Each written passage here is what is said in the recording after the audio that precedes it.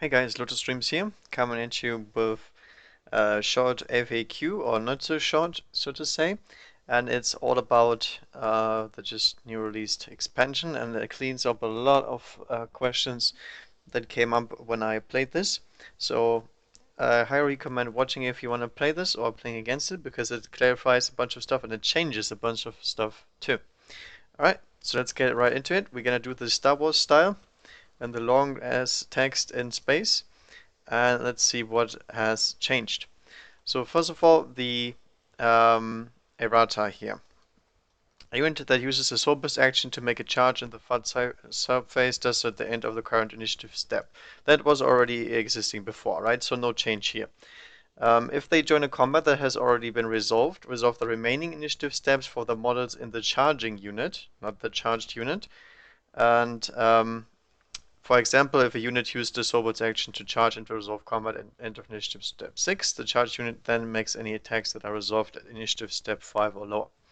Right, so in other words, we have some guardians over here, and we have some guardians over here, and our little Harlequin unit, or whatever, came in. Let's take Brave Blades, and we're gonna take this example. For example, he's gonna take these guys out, and then he uses his soul burst to get in here. These guys here will not get to attack him or anything, because the initiative step is over pretty much. Because we were on initiative, I don't know, 1 or anything if he moved anywhere, and that's it. So that resolves that thing. And that is something that already has been resolved. So there should be some more guardians here. Let's say there's another wave blade over here, and then he charges in here, and that's all. The only thing that happens is he charges in, and they just get stuck there. They don't get to attack him again or anything. It just says resolve the remaining initiative steps for the models in the charging unit, and that's it. So nobody else gets to attack. That's all they can do. If they join a combat that has yet to be resolved, so without the other race plate over here, so that one is gone. We're charging into that combat. Only resolve the remaining initiative steps for the models in the charging unit when that combat is resolved. For example, if a unit uses the service action to charge into an unresolved combat at the end of initiative step 4, then that combat is resolved. The charging unit can only make attacks that are resolved at initiative step 3 or lower. Alright, so that pretty much says what I already said here. So we drop into his initiative step, he finished the mob, he moves over here, and he does not get another round of attacks unless his initiative changes. So in case you're not aware, there's a multiple units that don't have assault grenades. So in this case, that would be different. For example, if this guy wasn't going to initiative 1, and he wipes out this unit, and then he charges in here through terrain, drops him to initiative 1, and he gets to attack again. That's because his initiative step is gonna get resolved at 1, which is still remaining. So technically, this is still no combat and he can charge in. Don't think anything changes about that, but again, it's only him, the charging unit, that gets this change. There's nothing saying here that the others cannot fight. So basically, you're resolving the combat as normal, and you guys only get to go at remaining initiative steps, because it says the charging unit, not the charged unit. Alright, and units that use a soul burst action to charge in the fight subphase cannot use any abilities that are used at the start of a fight subphase. Okay, this is really important. So it says units that use a soul burst action to charge in a fight cannot use any abilities. That's a little bit iffy, because you could argue, oh well, it doesn't say about the enemy. The enemy could still try to challenge. I'd say that doesn't apply, because you are already past that point at that case. And for example, if you're charging in a new combat that already has been resolved, and then you would challenge in the end, I don't think that makes any sense. I think it just prevents you from doing anything like that, and also prevents you from using useful stuff like Hammer of Wrath and so on. Obviously, Hammer of Wrath is on initiative step 10, but you know what I'm trying to say. Everything that applies before. So basically, you're making a charge that is heavily modified in how you resolve it. And then over here we have sheet of unit got changed. There's only one single thing, unless they already have an invulnerable save, so it does not override the fact that they might have a 3-up in one save and then they only have a 6+ in one save, and it does not stack either. So that's the only thing that changes in this wording here. And that's Errata over here. So that is how it should be played. All right, now going to the actual FAQ. We have some stuff here to do. So when do you check this range for Strength of Death? At the beginning of an attack, when you choose unit to shoot their weapons and so on, note which units are within range to benefit from Strength of Death, from death. Okay, so that one is pretty nice.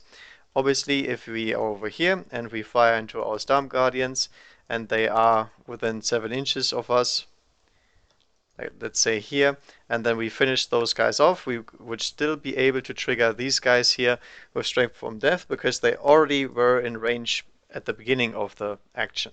So that's a slight buff if you want to call it like that, because it checks range not after but immediately before.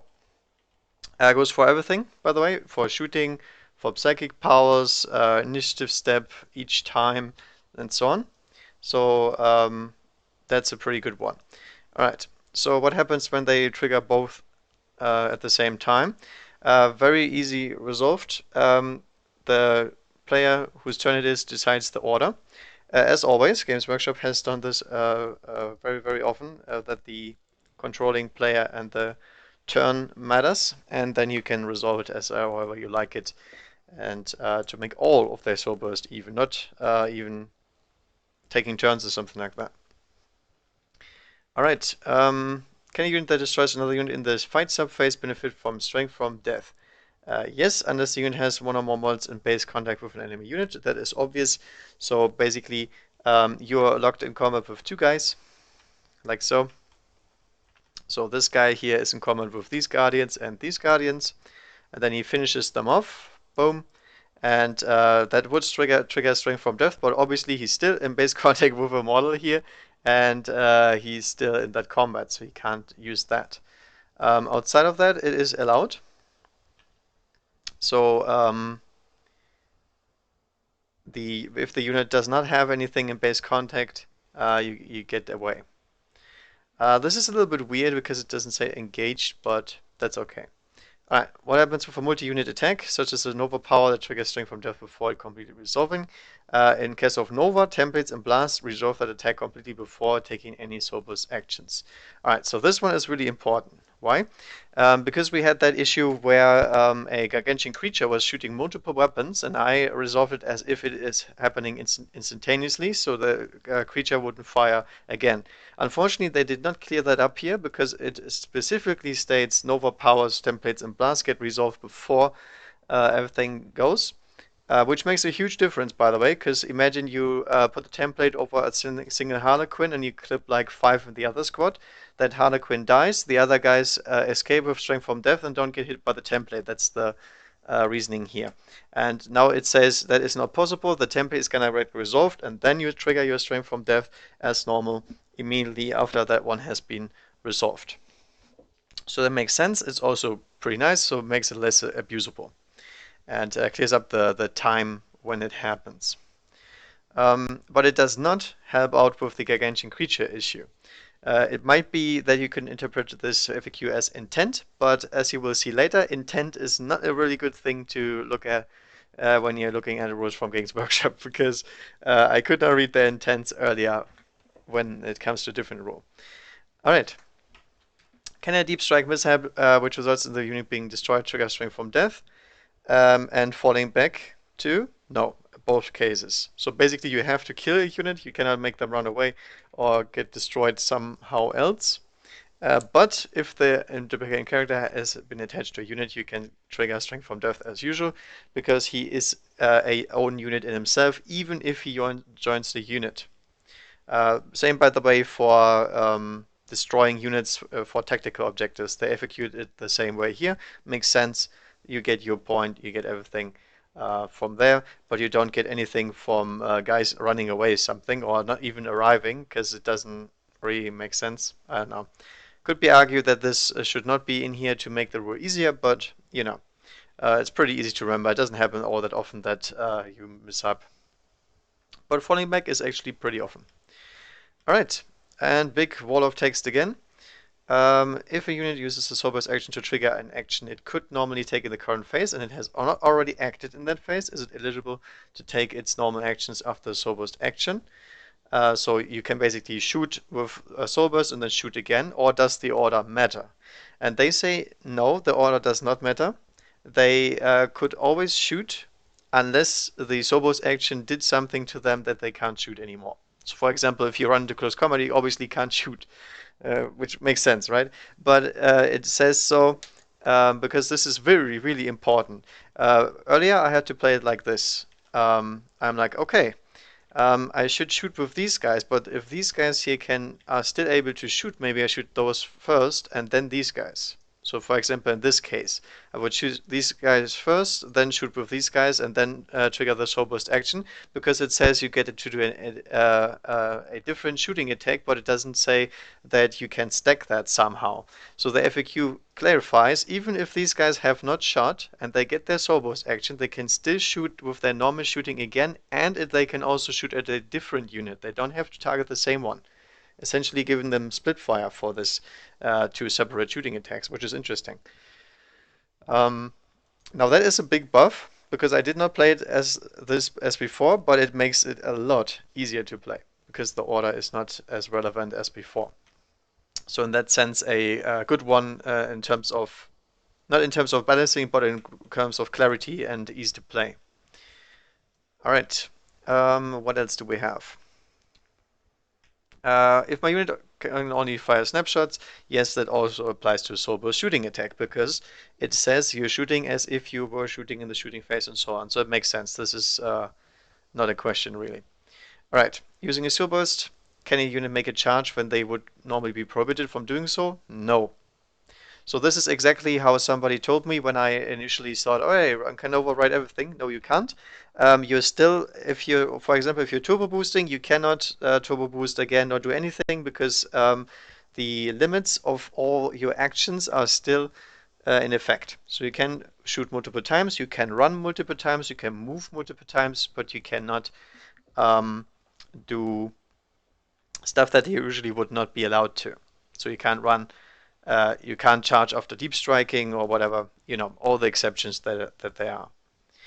All right. This here is the same thing.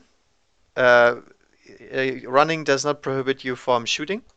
It's not exclusive. Turbo boosting is, by the way, would not turn out here, but in this specific case, it would make sense and it's correct to do so. All right. That is the first part. Obviously, very good changes, I think, because they clear up a lot of stuff and there's a little bit less confusion. So let's go to some specific ones. So first one is about the triumvirate of unit. And can you take those characters in an Eldari combat combines armament or attachment? Yes, you can, which is obviously nice. So you can take all of these wherever you want to, and obviously also in Dark Eldar armies and so on. Obviously, the Incan has to be in a Lord of War slot, so no allied detachment does make sense. All right. And then, can you include the characters from Triumvirate of Geniet in an Eldari formation? This doesn't make any sense. This is always a question that gets asked. Can my Pipapo unique character join that formation? No, he can't unless he's listed. Very simple. If there's something not listed, you can't use it. Same goes for the Forge Ward and everything else that you might consider. All right.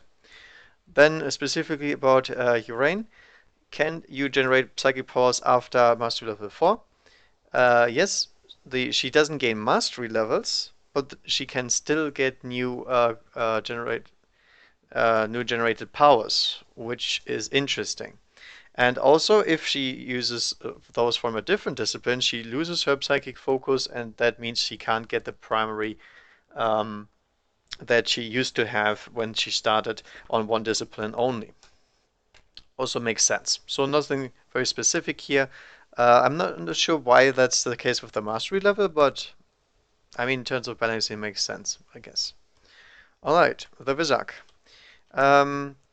Does it have to be the closest model? No, that makes sense because the rule wording is pretty simple.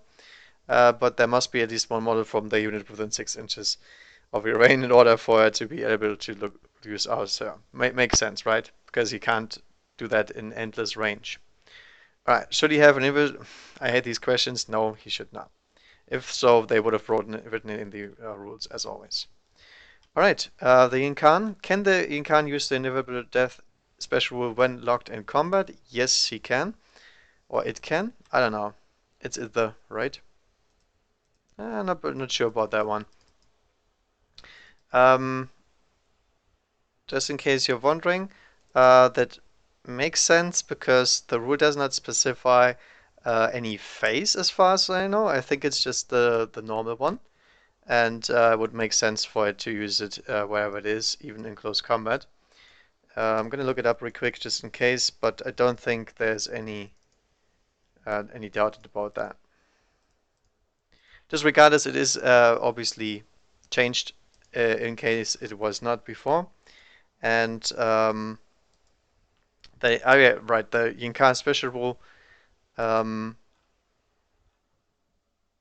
means you must be deployed in Deep Strike Reserve, and unless the Yinka has been slain, each time a unit can be destroyed, you can place the Yinkan uh, as close as possible, and so on.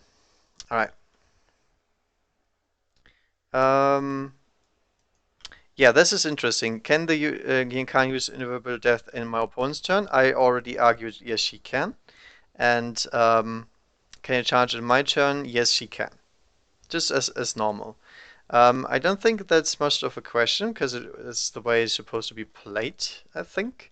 But just in case you're wondering, I'm just going to play it out real quick. Let's assume this is Yin Khan. The idea you have is you have those wave serpents firing at your units. There's a jet bike. And then basically you're arguing like this. You can turbo boost them forward. The enemy is going to take them out. And if you can see, all right, he's probably going to take all of 3 of them out. The very last one will trigger the Incan to come in from reserves right here. And since that happens in the enemy's turn, in the enemy's shooting phase, at the end of his shooting phase, to be honest, she can charge next turn. There's nothing saying she can't because it was in a different turn than before. So that is really good, and that's how you should play the Incan anyway, because that's the only way she gets somewhere, because she's very, very squishy, but she's pretty good when she gets in close combat. And then the classic, can the Incan generate powers from a demonology? No. Why does it have to be answered? Because every single unit can get powers from demonology, malefic, unless they're Grey Knights, and it's good that they clarified this because it doesn't make any sense fluff-wise. Don't get me wrong, but rules as written, it's pretty clear that she should have it. Alright, so no demon summoning for the Incarn. Alright, now comes the big part. How do the models units with mixed faction work? Can units that share at least one faction start the game embarked on a transport? And you can read this wall of text, or you can just say, no, they can't.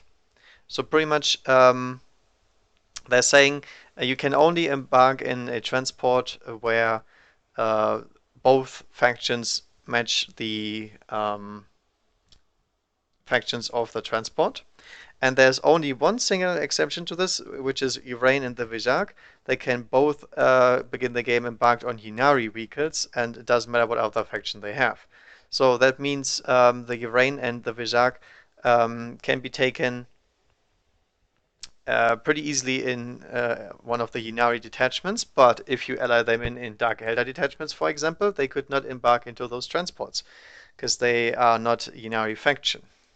So it's a little bit complicated, but all in all, just know you can't use raiders and so on as good as before. Although there is some limits to this because you obviously could start on the board, then move, and then flat out. So it doesn't cut out the entire cheese, but it makes this much more risky to run your little floating boat tactic. I think this doesn't make any sense because from earlier FAQ and so on, you have multiple factions, right? But you apply all of them, and I don't know. It's a little bit weird. I think they should not get that ruling right like this. Just remove the Battle Brothers part with the disembarking and so on. I think it's easier. All right. Can a unit embark on transport use a Sober's action? No, this is not a question, by the way. If you read the earlier FAQ on the main game, your units in the side of a transporter are gone. They are not in the game for all intents and purposes, so they cannot trigger Soul Burst. So pretty simple. So no, you can't embark and then shoot something out of your transport. Now this is interesting because it's exactly how I played it, but I felt a little bit weird doing it, but it is exactly rules-wise right. Because um, if the transport is wrecked, you can perform a soul burst action. Why is that? It's pretty simple. If you take your transport and you're flying over here and your guy is inside, and this thing gets wrecked, the way the rule works is your units disembark within 3 inches, take the pinning test, blah blah blah, the entire thing, and then the vehicle is wrecked. That's the order. So this guy comes out first, then this stuff. So this guy is on the board, this guy dies, Sober's triggered. On the other thing, which is the next part of the rule over there, if a unit is embarked on transport and the transport explodes, are the survivors from that unit allowed to perform a Sober's action? No. Why is that? Because on an explosion, this thing gets removed, damage gets dealt, unit is deployed. So the order is different, and the Sobos cannot be taken because the Wave Blade was not in the game for intents purposes as the Wave Serpent got destroyed. So pretty clear. So you have to hope that your stuff doesn't explode, which is pretty bad for Errata and so on because they have open top transport. So they're exploding pretty often.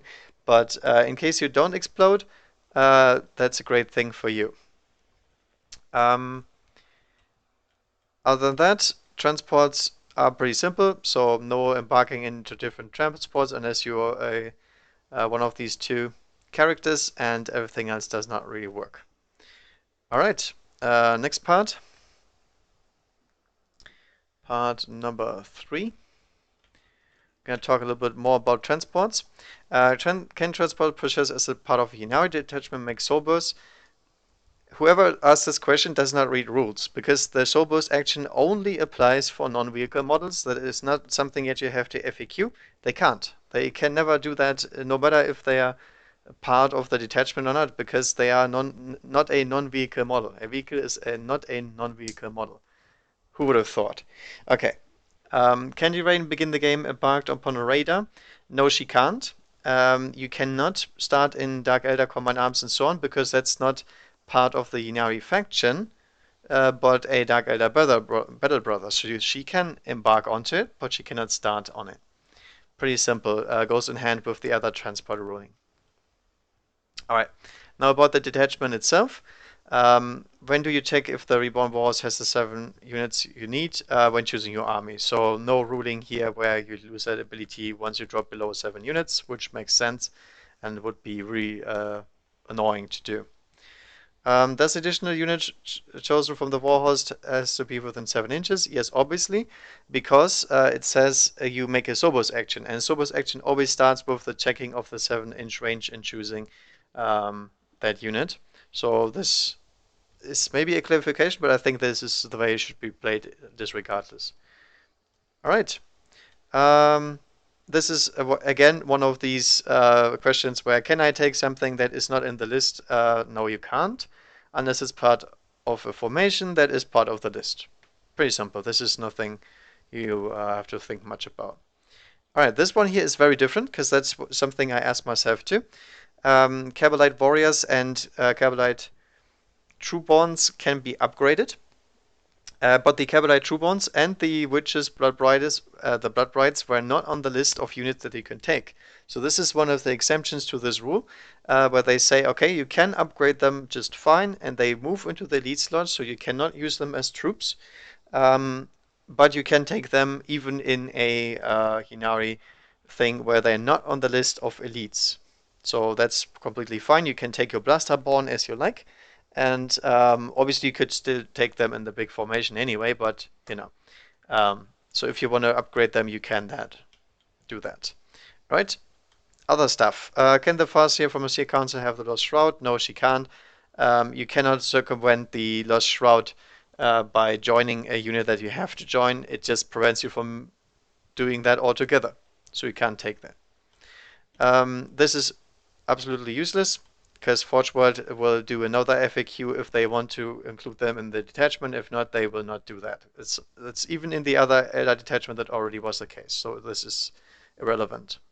All right. Should Black Guardian? No, they should not. Can a Unari unit that lost power from pain or battle focus can regain it? I'm not sure how they would do that, but it's good they said no to both questions. So you cannot get your special rules back. For example, if you're taking the Wraith formation, you would gain battle focus. So the question is, can you take that Wraith formation, get battle focus on your Wraith constructs, which they did not have before, and then still have strength from death? No, you can't. So that's actually a pretty good answer to that. And I didn't even think about that, to be honest, but it totally makes sense if I think about it, asking that question. So no abusing that with your mobility. All right. That was basically it. I think all in all a very good upgrade. I do not agree with the transports. I hate this faction mix match thing because they love battle brothers and they make stuff battle brothers. They might as well use their transports and so on. And if it's too abusable, then don't make battle brothers take a transport of any kind at all. I would totally be fine with that. And in case of Inari, I would say, all right, these guys are now Inari. They are not any other faction.